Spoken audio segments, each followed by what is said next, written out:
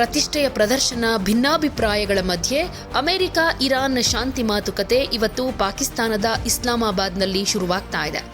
ಪಾಕಿಸ್ತಾನದ ಪಾಲಿಗೆ ಇದು ಅತ್ಯಂತ ಪ್ರತಿಷ್ಠೆಯ ವಿಷಯ ಅಂತಾನೂ ಅನ್ನಿಸ್ಕೊಳ್ತಾ ಇದೆ.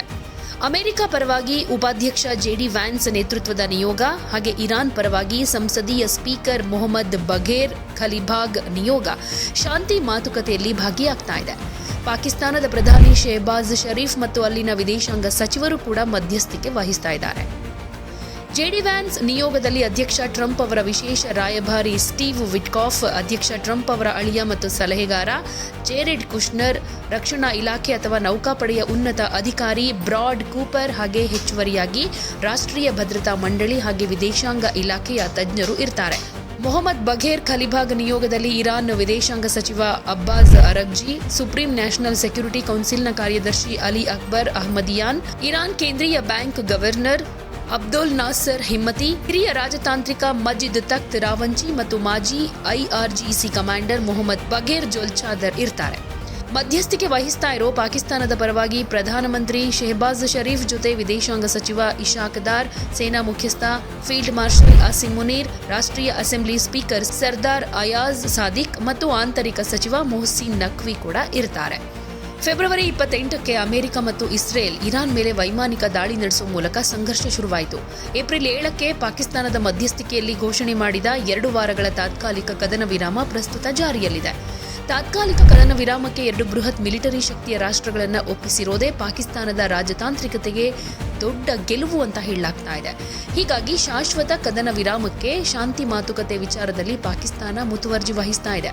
ಅಮೆರಿಕ ಬಹಳ ಮುಖ್ಯವಾಗಿ ಇರಾನ್ನ ಪರಮಾಣು ಅಸ್ತ್ರ ತಯಾರಿಕೆಯನ್ನ ಸಂಪೂರ್ಣವಾಗಿ ನಿಲ್ಲಿಸಬೇಕು, ಹಾರ್ಮುಜ್ ಜಲಸಂಧಿಯನ್ನ ಅಂತಾರಾಷ್ಟ್ರೀಯ ಹಡಗುಗಳ ಸಂಚಾರಕ್ಕೆ ಮುಕ್ತಗೊಳಿಸಬೇಕು ಅನ್ನೋ ಬೇಡಿಕೆಯನ್ನು ಮುಂದಿಟ್ಟಿದೆ.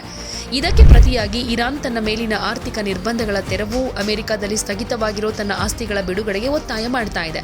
ಆದರೆ ಲೆಬನಾನ್ ಮೇಲೆ ಇಸ್ರೇಲ್ ಮಾಡ್ತಾ ಇರೋ ದಾಳಿಗಳು ಈ ಮಾತುಕತೆಗೆ ದೊಡ್ಡ ಅಡ್ಡಿಯಾಗಿ ಪರಿಣಮಿಸ್ತಾ ಇದ್ದು, ಲೆಬನಾನ್ನಲ್ಲಿ ಸಂಪೂರ್ಣ ಕದನ ವಿರಾಮ ಏರ್ಪಡೋ ತನಕ ಶಾಶ್ವತ ಒಪ್ಪಂದ ಸಾಧ್ಯ ಇಲ್ಲ ಅಂತ ಇರಾನ್ ಪಟ್ಟು ಹಿಡಿದಿದೆ.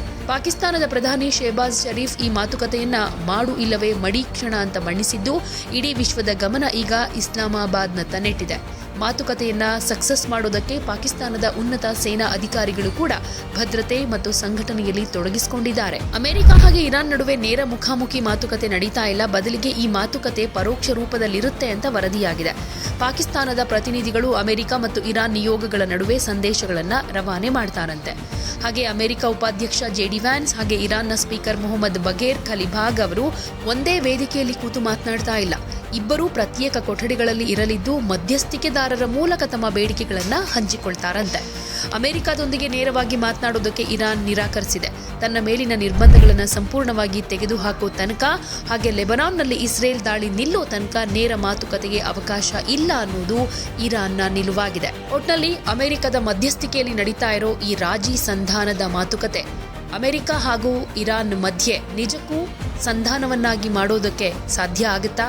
ಸಂಧಾನ ಏರ್ಪಡುತ್ತಾ? ಪಾಕಿಸ್ತಾನ ಸಕ್ಸಸ್ ಆಗುತ್ತಾ ಅನ್ನೋದು ಇವತ್ತು ಗೊತ್ತಾಗುತ್ತೆ. ಯಾವುದೇ ಸುದ್ದಿಯ ಅಪ್ಡೇಟ್ ಅನ್ನ ಮಿಸ್ ಮಾಡ್ಕೊಳ್ಬಾರ್ದು ಅಂದ್ರೆ ಈಗಲೇ ಒನ್ ಇಂಡಿಯಾವನ್ನ ಸಬ್ಸ್ಕ್ರೈಬ್ ಮಾಡಿ. ನಿಮಗೆ ಬೇಕಾದ ಭಾಷೆಯಲ್ಲಿ ಎಲ್ಲಾ ಸುದ್ದಿ ತಿಳಿಬೇಕು ಅಂದ್ರೆ ಒನ್ ಇಂಡಿಯಾ ಆಪ್ ಅನ್ನ ಡೌನ್ಲೋಡ್ ಮಾಡ್ಕೊಳ್ಳಿ.